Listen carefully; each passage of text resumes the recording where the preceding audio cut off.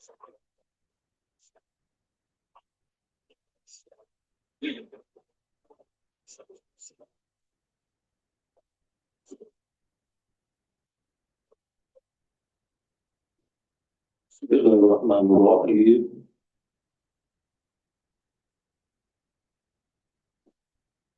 Alhamdulillahilladzi hadana lil Islam, walhamdulillahilladzi akramana bil Qur'an, walhamdulillahilladzi manna 'alaina bi sayyidina wa nabiyyina wa shafi'ina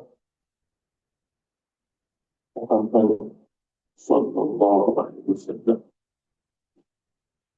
Amma ba'du, wassalamu alaikum warahmatullahi wabarakatuh. Seterusnya pada ayat yang kelima, firman Allah Subhanahu wa taala di dalam surah Shad. Dulu yang ke-28 muka surat 551.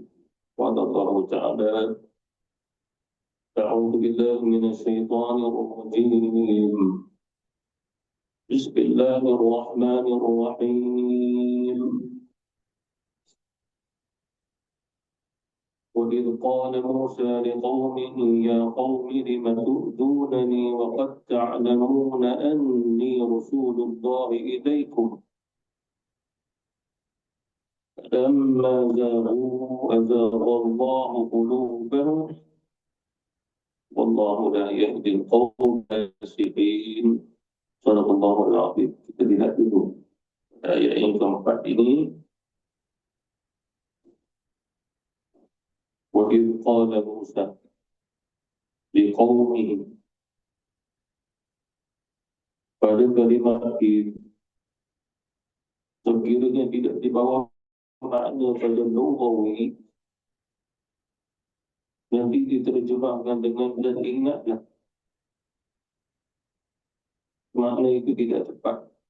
Contoh orang belajar bahasa Arab, dia jumpa kalimat ini menunjukkan pada zarah.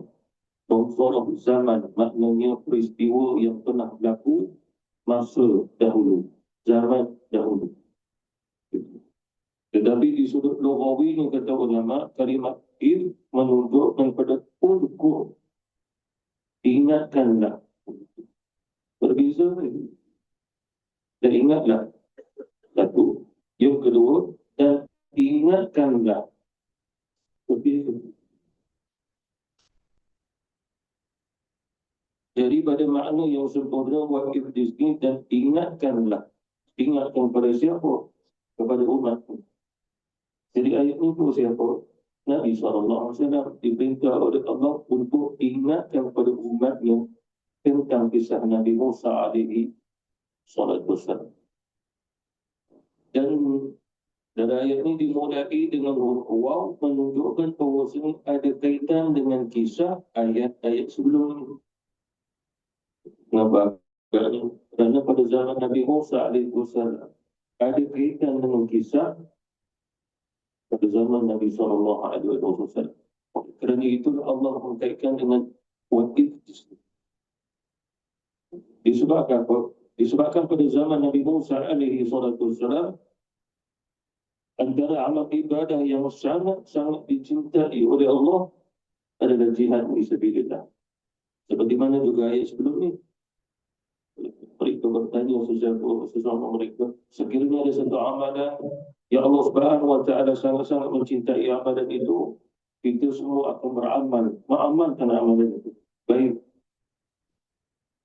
Lalu Allah Subhanahu wa taala pun turunkan ayat tentang amalan itu adalah tu'minuna billahi wa rasulihi wa tujahiduna fi sabilillah bi amwalikum wa anfusikum.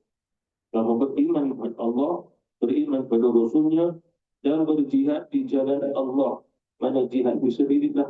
Dengan harta benda kamu dan juga jiwa raga kamu. Kemudian para sahabat yang mana berikrar untuk mengamalkannya, tidak beramal, sedangkan Allah Subhanahu wa taala turunkan ayat ini sebagai satu jawapan atas pertanyaan mereka. Jadi pada zaman Nabi Musa alaihi salatu wassalam pun demikian. Bangun Nabi Musa alaihi salam perintah kepada mereka daripada Allah agar mereka jihad pergi ke Baitul Maqdis dengan nama jihad fi sabilillah. Tapi mereka enggan.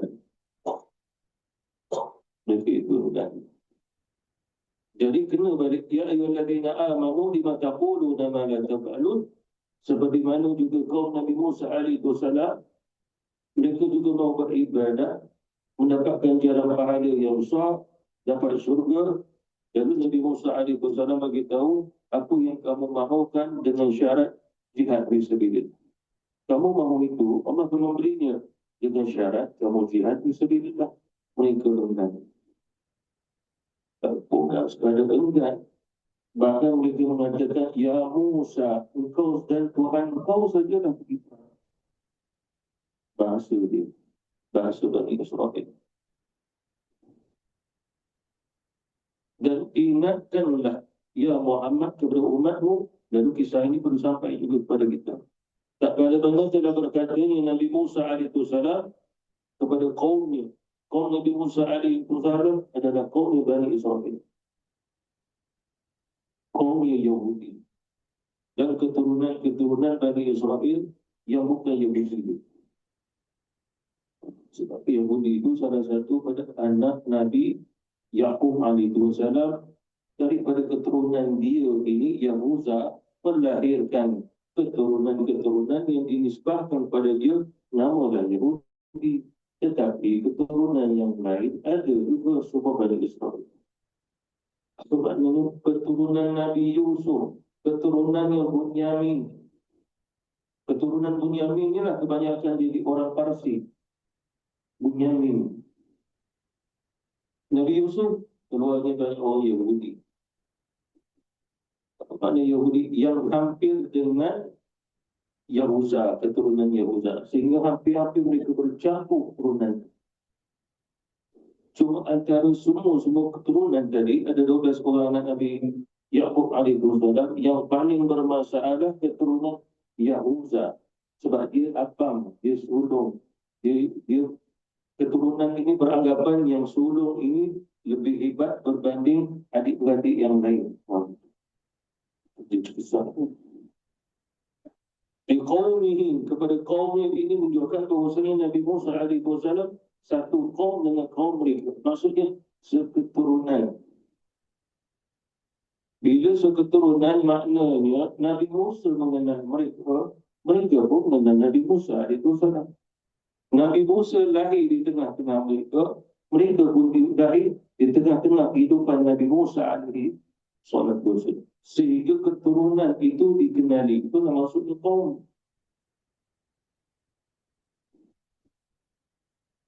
Wahai kaumku sekalian, mengapakah kamu menyakiti aku? Ya qaumi lima tu'dunani. Ini pertanyaan kepada mereka. Mengapa saja kamu menyakiti aku? Waqad, dan sesungguhnya ta'lamuna, kamu semua telah mengetahui secara yakin anni Rasulullah ilaikum, bahawasanya aku adalah utusan Allah untuk kamu. Kalimat qad menunjukkan pada takkid ataupun tauhid, penegasan. Maknanya mereka itu kenal Nabi Musa, bukan keturunan mereka saja, tapi Allah utus dia menjadi Nabi dan Rasul. Dan mereka maklum, mereka kenal dan mereka yakin. Itu dah maksud waqad ta'lamuna anni Rasulullah ilaikum. Apa maksudnya? Yakin Musa itu utusan Allah, dia juga Nabi, dia Rasul. Musa membawa mukjizat sehingga sebagai mukjizat itu dilihat dengan dua mata kepala. Musa memiliki tongkat dan mukjizat. Musa memiliki tangan yang wujud dan mukjizat. Musa melalui dengan lidahnya, perbicaraannya juga adanya mukjizat. Itu mukjizat Nabi Musa alaihi salatu wasallam, dan mereka mengakui itu semua. Mereka akui. Contohnya zaman Qarun, Allah beritahu kepada Musa, aku serahkan padamu ya Musa, aku nak padamu. Dia ingkar, dia sombong. berikan mukjizat pada mulutmu ya Musa. Dan Nabi Musa itu salam, wahai bumi, telan korun dengan harta benda. Nah, itu mukjizat. Jadi, sebagian Bani Israel, kaumnya Bani Israel itu melihat mukjizat-mukjizat tersebut. Sehingga mereka meyakini bahawasanya Nabi Musa memerangi Fir'aun dengan cara memerangi cara mukjizat, bukannya berlawan jihad. Itulah maksudnya waqad ta'lamuna anni Rasulullah ilaikum. Bahkan kalimah waqad juga adalah ta'lamuna, kamu dah yakin bahawasanya aku memang utusan Allah Subhanahu wa taala. Cuma pertanyaan, kamu dah tahu aku nabi, aku rasul. Aku diberi wahyu, aku diturunkan kitab Taurat. Cuma mengapa kamu menyakiti aku? Ayat ini kalau kita lihat, yang pertama, Nabi Musa alaihissalam sebut dulu, mengapa kamu menyakiti aku sebelum Nabi Musa nak kata aku Rasulullah? Pertanyaannya kata ulama disuruh bahasa, disuruh bahasa, agar Bani Israel fokus keburukan yang terbesar mereka menyakiti Nabi Musa. Itu pasal sebut itu dulu. Tentang Rasul, mereka percaya Nabi Musa itu Rasul. Tak didahulukan sebab mereka dah meyakini Nabi Musa itu Rasul. Cuma sekarang ini, kalau dah tahu Nabi Musa sebagai Rasul, mengapa menyakiti Nabi Musa? Kata ulama, menyakiti di sini adalah kinayah, bukan secara hakiki fisikal. Bukan ambil batu banding, bukan pukul Nabi Musa, itu. Tapi yang dimaksudkan di sini adalah menyakiti hati Nabi Musa alaihissalam. Caranya bagaimana? Caranya adalah dengan beberapa kisah. Antara kisahnya Allah Subhanahu wa taala perintah Nabi Musa, perintah kaumnya Bani Israel masuk ke Baitul Maqdis, cuma dengan cara jihad. Disebabkan di dalamnya ada qauman jabbarin, orang-orang yang jahat-jahat. Sebagai orang kata qauman jabbarin ini orang raksasa. Sebagai ulama kata Israiliyat, Allah tersebut orang raksasa, cuma qauman jabbarin, kaum yang bengis, yang zalim, itu lebih tepat berbanding orang-orang fasik. Jadi mereka jawab apa? Tidak mahu. Ya Musa, asyik mengajak kami untuk pergi jihad. Engkau dan Tuhan kau sajalah pergi jihad. Kami nak terus tinggal di sini. Itu menyakiti Nabi Musa alaihi wasallam. Yang lain pula kata ulama-ulama tafsir tentang yang maknanya mengapa kamu menyakiti aku adalah kamu memfitnah aku. Antaranya sebagai kaum Bani Israel adalah kematiannya akan Harun disebabkan Nabi Musa alaihissalam. Hai Musa, kerana engkau lah matinya Harun alaihissalam. Nabi Harun itu dimati atas bukit. Ada lagi kisahnya. Apa maksudnya di sini? Dia memfitnah Nabi Musa alaihissalam. Sakit hati dia Nabi Harun, tiba-tiba umat di kaum sendiri memfitnah dia.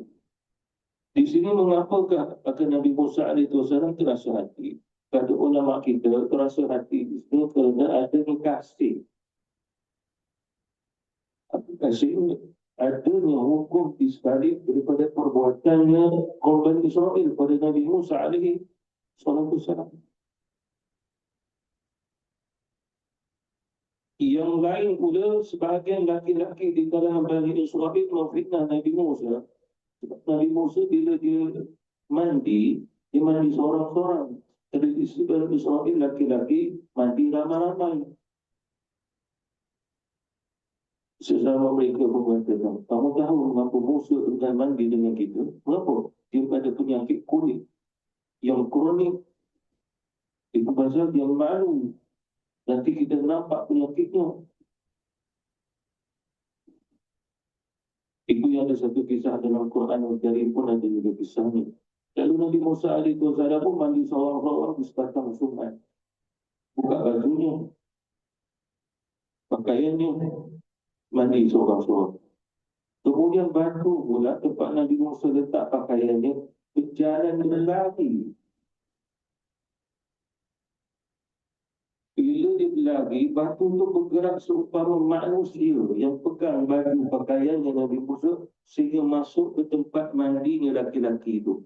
Nabi Musa buat apa? Kejar. Bila kejar-kejar tengok, ini Musa. Tengok dah, tak ada sakit pun, kulit dia elok. Lebih elok pada kulit kami. Lebih elok pada kulit kita.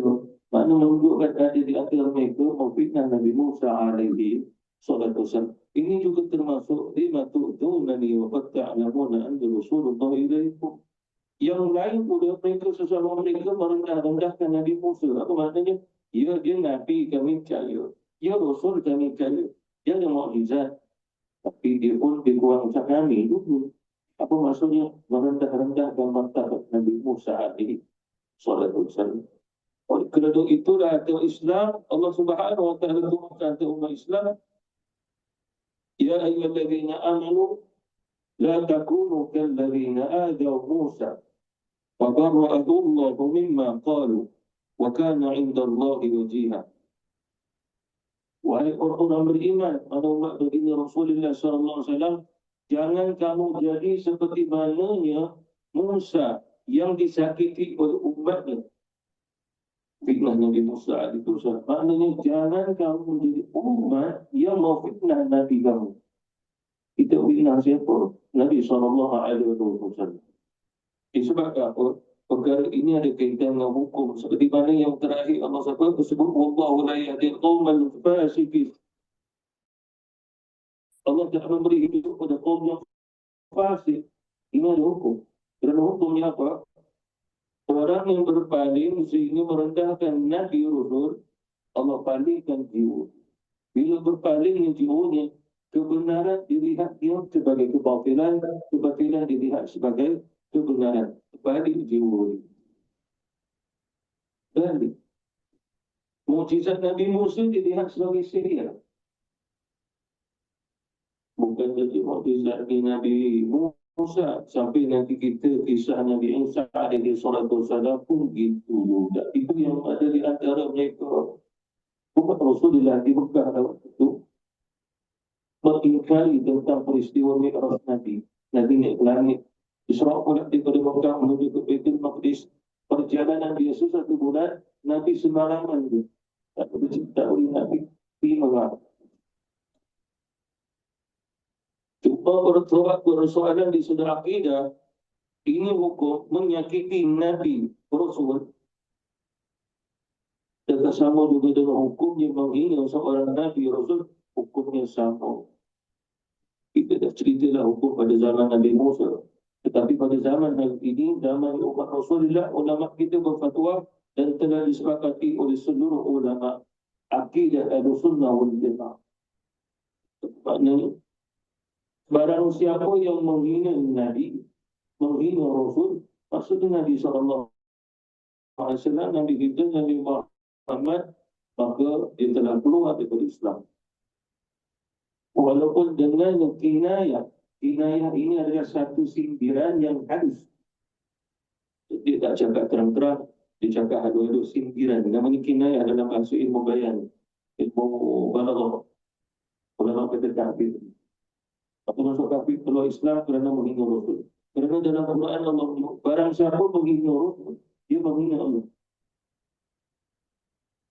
Ayat yang lain Allah Subhanahu wa taala kaitkan, barang siapa yang memusuhi akan Jibril alaihi salam, maka dia juga memusuhi Allah.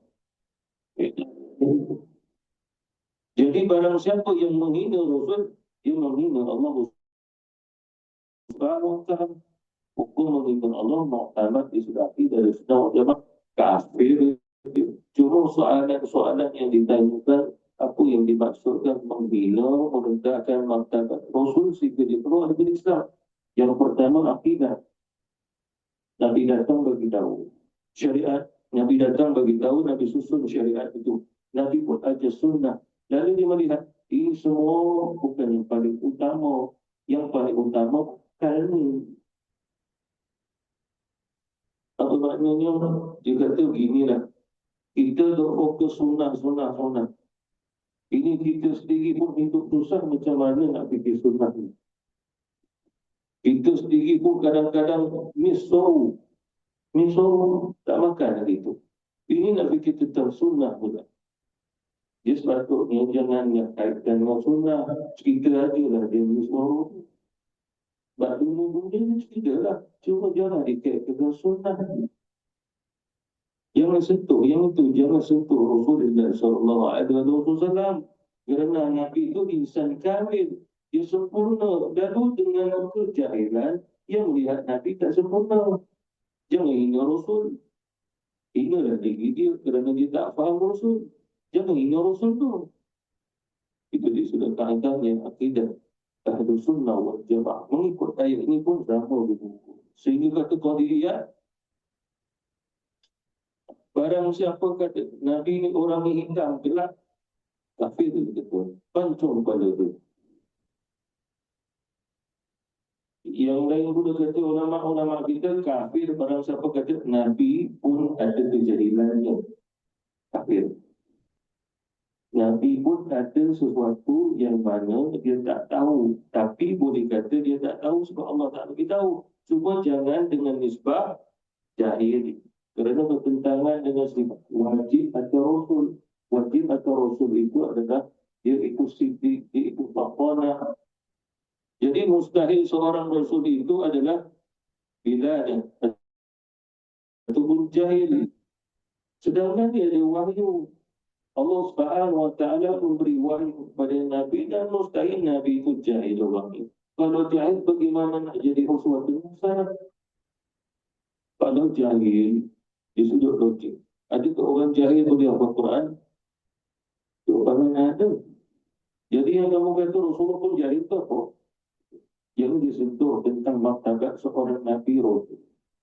Apa boleh kata kita semua jahil, Nabi dia tak jahil. Itu yang kita ikut Nabi, itu betul. Itu kaedah ulama akidah ada sunnah. Wajah dan macam-macam lagi sampai hari ini pun. Mereka kata ini. Lalu dilihat mengapa Rasulullah ini saja yang jadi uswatun hasanah, sedangkan ramai lagi manusia boleh jadi uswatun hasanah. Maknanya manusia itu siapa? Layak Nabi menjadi uswatun hasanah kerana dia ada perantara wahyu, hubungan dengan Allah. Selain pada Nabi, tak ada wahyu, tak ada hubungan dengan Allah. Mana layak jadi uswatun hasanah? Dalam bahasa role model. Role model itu sebenarnya bukan uswatun hasanah. Uswatun hasanah itu berkaitan ilmiah, ilmu, berkaitan akidah, berkaitan syariat, cara nak beribadah. Itu uswatun hasanah. Itu. Nabi tak main bola. Lalu orang adanya idola di dalam main bola. Idola bukan untuk Nabi Rasul. Kita. Kembali balik. وَقَدْ تَعْلَمُونَ أَنِّي رَسُولُ اللَّهِ إِلَيْكُمْ. Dan sesungguhnya kamu sekalian telah meyakini. Yakin itulah ta'lamuna.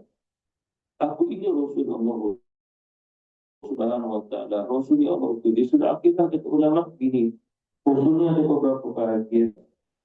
Sebutannya sama. Cuma perbezaan pada kesan dan juga pada hakikat pelaksanaan Rasul. Yang pertama kata Nabi, yang pertama kata ulama-ulama akidah, Rasul syar'i. Rasul syar'i. Maknanya Rasul yang Allah utus bawa syariat. Bila dia bawa syariat, syariat sebelum itu mansuh dan batal. Contoh begini. Nabi yang pertama, Rasul yang pertama, Allah utus hukum Bani Israel dan diturunkan kitab tidak lain Nabi Musa alaihi.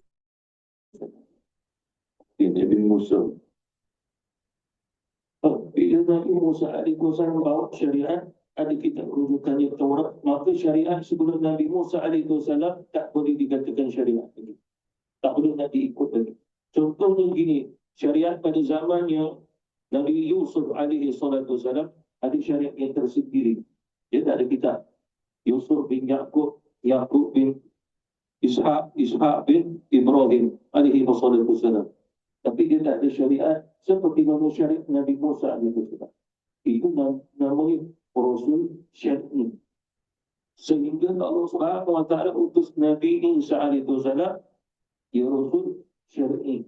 Kemudian Allah Subhanahu wa taala utus Nabi Muhammad sallallahu alaihi wasallam ya Rasul syar'i. Makna mutlak.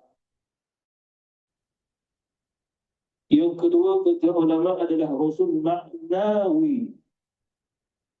Mengapa agaknya? Sebab ada Rasulullah Nabi sallallahu alaihi wasallam bersabda al-ulama wa rasulul anbiya. Para alim ulama mewarisi ilmu-ilmu Nabi, ilmu-ilmu Rasul. Dia hanya saja bukan Nabi, dia juga bukan Rasul. Tapi ilmu kenabian, kerasulan, dia warisi. Ini disebut sebagai Rasul maknawi. Itu dah sebutan Rasul. Yang ketiga disebut Rasul kulli. Apa maknanya? Pada hakikatnya Nabi SAW Rasul yang pertama. Jadi juga Rasul yang terakhir. Jadi kita mengajar kita demikian. Cuma Allah Subhanahu wa taala pilih Nabi sebagai Rasul yang pertama, Nabi yang pertama, cuma diutus sebagai Nabi Rasul yang terakhir itu. Jadi Nabi SAW satu-satunya disebut Rasul, disebut sebagai Rasul kulli. Apa maksudnya? Sehingga dia menjadi Sayyidul Anbiya wal Mursalin. Dia menjadi penguru bagi setiap Nabi, setiap Rasul. Ini akidah. Yang lain boleh Allah Subhanahu wa taala sebut dalam Quran. Antara Rasul, para malaikat pun Rasul juga. Quran itu Rasul juga dalam satu bahasa yang lain. Akal pun kata Imam Muhyiddin Arabi, Imam Ar-Razi, dia kata akal pun memiliki Rasulnya. Tapi bukan Rasul yang kita faham Rasul syar'i tadi, bukan. Apa maksudnya Rasulnya pada akal kita? Ia inilah pada bentuknya cahaya ilmu yang Allah kurniakan pada Rasul pada akal, sehingga akal itu bergerak dengan suluhan ilmu pada kita. Suluhan ilmu itu dibawakan Rasul pada akal kita. Itu sebutan itu. Sebutan itu. Salah begitu sebut begitu. Tidak melalui ulama kita. Semua macam sama orang itu namanya Nabi, namanya Rasul. Nama satu. Bin Gulam Nabi. Gulam itu apa? Pemuda. Ada nama Nabi, nama Rasul. Salah atau tidak? Tak salah. Sebab nama dia bukan hakikat dia. Falamma zaghu azaghallahu qulubahum. Maka tak kala mana umat kaum Bani Israel, itulah kaum Nabi Musa alaihi wasallam, zaghu. Dia dah kenal, dia dah tahu Nabi Musa alaihi wasallam itu Nabi Rasul, tapi mereka itu zaghu, mereka berpaling. Nabi Musa kata apa? Solat 2 kali sehari semalam. Itu berpaling, tak mau solat. Yang lain kata Nabi Musa, hendaklah kamu mengikut aku, ikut Taurat yang Allah turunkan kepada aku ini. Tentang apa yang Allah perintah dalam Taurat, mereka enggan. Jadi semua ini sahut menunjukkan mereka memisaukan hati mereka, jiwa mereka. Maknanya berpaling daripada perintah-perintah tersebut. Termasuk juga perintah jihad. Dan macam-macam lagi, bahkan termasuk perintah untuk hijrah keluar dari bumi Mesir. Disebabkan mereka dah takut, baru mereka keluar. Kalau tidak, duduk mereka di Mesir. Dah keluar. Lepas tu rindu pula nak balik ke Mesir. Rindu apa? Rindu nak makan bawang merah, bawang putih. Rindu nak makan kacang dal. Rindu nak makan sayur. Nabi Musa alaihi wasallam mengatakan, apa patut kamu nak makan tu semua? Itu semua rendah dengan kekayanya. Ya Allah bagi kamu manna wa salwa. Ini jauh lebih hebat. Kamu makan manna wa salwa, tubuh jadi kuat. Manna wa salwa. Ini kamu bawa makan bawang, makan kacang, mudah-mudahan. Apa maknanya dia dah keluar, dia nak balik ke Mesir sebab nak makan. Bani Israel punya orang ni. Jadi itu dah sahur. Tinggal. Nabi Musa kata duduk dekat sini. Tak mau dia nak balik. Kalau gitu kata Nabi Musa, kalau kamu nak balik, balik dah. Kamu sendiri balik di Mesir, nanti kamu cari apa yang kamu nak makan. Pergilah, kata Nabi Musa. Orang bahasa ini dah pergi. Gitu. Dan dia apa yang berlaku? Tak pergi juga. Mengapa dia tak pergi? Takut dan Firaun. Padahal Firaun nama Firmas dah pun. Takut. Takut betul orang dengan Firaun. Padahal sebenarnya Firaun dah mati dah pun. Akhirnya Allah Subhanahu Wa Taala perlihatkan mukjizat. Nabi Musa panggil, mari semua kumpul. Tunggu kita tepi laut. Tak mau tak lama Allah perintah laut memuntahkan mayatnya Firaun. Kita muntah kita dampar di laut. Sekarang kamu pergi tengok tu mayat siapa? Firaun. Oh mati. Itu dia dalam Firaun. Itu dah perintah Bani Israel. Jadi itu dah masuk zaru. Sehinggalah kalimah pada zaru adalah memang tak mau Nabi Musa. Walaupun dah kenal Nabi Musa sebagai Nabi Daud. Sampai puncak begitu, itu yang menyebabkan Nabi Musa sedih. Sehingga kata Rasulullah, semoga Allah merahmatinya Musa. Kerana dia diuji, dia difitnah, disakiti, tapi dia masih sabar. Besar ujian Nabi Musa alaihissalam, kata Rasul, tapi dia masih sabar. Apa maksud sahabat? Dia tak ada doa keburukan pada umat dia. Melainkan doanya adalah, ya Allah pisahkanlah kami dengan orang fasik. Itu aja. Seperti mana ayat ini?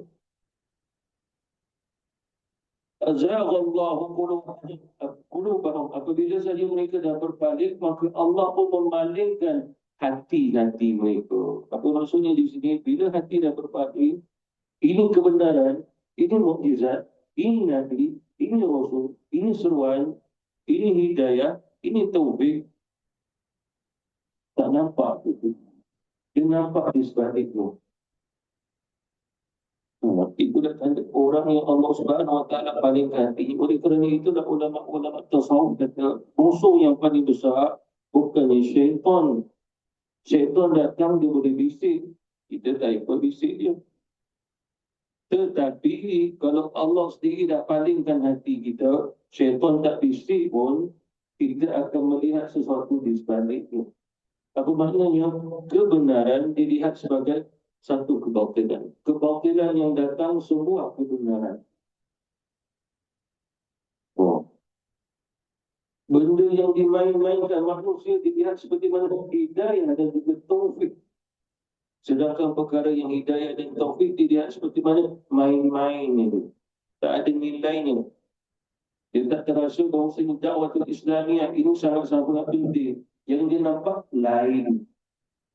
Apa makna dia nampak dakwah itu satu keburukan. Tapi yang bukan dakwah dia nampak ini sepatutnya kita mengikut. Seperti mana dia dia cakap, saya cuma cakap bagi apa dia cakap. Dia kata hari ini orang dakwah, ustaz bagi dakwah. Bila cerita sampailah gerak tahu orang rupa yang tu. Cerita yang serius sikit je jemaah. Tapi bila ustaz tu memang pandai buat ketawa lawak jenaka, ramai. Ustaz tu dah kata, saya tak kata tau. Jadi dia kata apa? Yang lawak jenaka tu banyak peminatnya. Yang datang cerita akidah, syariat, hadis Nabi, tafsir Quran. Yang serius ni mati orang. Sebab apa ustaz ni serius sangat kan? Ia nak lawak jenaka. Soalan ni waktu Rasulullah SAW ajar tafsir, ajar sunnah, Nabi lawak jenaka tu sampai berak tahu bergegar menjadi surau. Tak ada. Yang ada bergegar hanya menjadi surau, amin. Bila Rasulullah doa. Ya Rasulullah ghairil maghdubi alaihim waladdallin, amin. Bergegar menjadi Rasulullah. Itu adalah di Sahih Bukhari. Yang lain lagi terdengar tangisan para sahabat. Yang lain lagi terdengarnya bunyinya tasbihnya para sahabat. macam bunyi lebah. Sebab bila Nabi cerita dia, subhanallah, Allahu Akbar, itu yang bunyi dalam wujud Rasul itu. Kita hari ni budak yang kita suruh kak, wah, apa yang bunyi tu? Itu dah satu contoh. Itu contoh apa? Bila Allah Subhanahu Wa Taala palingkan hati seseorang, dia minat itu, akhirnya dia balik, cuba dia fikir, aku itu dia cuma amal dia, jadi aku dapat apa? Cerita apa? Zero langsung, dia tak tahu. Itu kisahnya bila azaghallahu qulubahum. Termasuk juga kata ulama-ulama sufi dalam akidah wajib beriman ada mukjizat buat para nabi rasul. Kalau dia bukan nabi rasul, namanya adalah karamah. Karamah ini mencari adat luar biasa. Lalu dia ini kerafat ini karun. Itu kata ulama-ulama itu. Apa maknanya karamah itu benar dalam akidah, ditolaknya sehingga dia kata itu mungkin sihir, ini khurafat, ini tahyul. Okey. Tapi cerita yang khurafat, cerita yang tahyul, dia kata ini karamah. Ini karamah ni. Ini wali, dia kata mengaruh wali macam ni. Wali macam ni lah, dia tentukan wali macam ni. Dia yang tentukan. Apa maksudnya? Inilah bedanya hati dia berbalik. Oleh kerana itulah kata ulama, musuh yang paling besar bukan syaitan. Musuh yang paling besar apabila hati seseorang telah melihat kebenaran sebagai kebatilan, kebatilan sebagai kebenaran. Sebaliknya, itu musuh paling besar dalam kehidupan. Oleh kerana itulah musuh ini sedang beredar. Jadi fitnah bagi umat Islam. Ya, umat Islam semua ni berfikir ini kan tak betul ni. Ada orang kata betul. Semua umat Islam sepakat ini betul. Dia kata pula tak betul. Ada satu tempat, saya tak cerita dah tempat tu, tapi ceritanya cerita sahih, cerita betul. Satu surau nak pasang ikon, dan ada orang nak infak ikonnya. Ikonnya sebiji dia pun nak pasang kat belah imam. Jadi ada dah bahagian pengurusan, ada seorang yang tak setuju, tapi dia duduk atas. Dan dia bukan orang surau. Tanya, aku tak setuju. Nanti beg elektrik naik tinggi tau. Siapa nak bayar apa itu? Pada sebenarnya kita tanya, pasang bila? Waktu Jumaat dia pun tak. Dia pun berumur. Akhirnya mati, kita tutup balik. Agak-agak sebulan tu berapa? Ada 100 saja. Ada orang kata tak boleh, nanti beg elektrik menampung. Tapi ini tak jadi bangsa ekor. Dan ini nak contoh. Dan dia bukan orang surau, dia orang atas dia. Tak tahu pemikirannya apa. Suami bedu pun tak fikir macam tu. Marah. Sebab cerita dia baru tadi, kesian tu. Kesian semua. Kita semua dah ada ekor nak pasang sedikit. Dan pun, itu pun imam, orang ikat imam. Waktu Jumaat dia pun. Lepas tu tutup lah. Maknanya lebih kurang sejam ni kami rasa. Ada tak setuju. Bukan pakai duit. Di surau ada orang taja lagi. Begitu tahu. Itu contoh kecil saja pun. Wallahu la yahdil qawmal fasikin. Dan ini adalah kesan. Bila hati seseorang Allah Subhanahu Wa Taala palingkannya, sehingga kebenaran dilihat sebagai kebatilan dilihat sebagai kebenaran, ini kesannya Allah tidak memberi hidayah kepada orang-orang yang fasik. Orang yang fasik? Orang yang fasik itu orang berani. Berani apa? Berani menentang. Ini kan kata Nabi Rasul. Nabi Rasul ni kata sunnahnya begini-begini. Tak mau ikut jadi susah aja. Jadi hidup jadi susah kerana ikut sunnah macam ni. Jadi dia pun cari dah sunnah-sunnah yang senang-senang.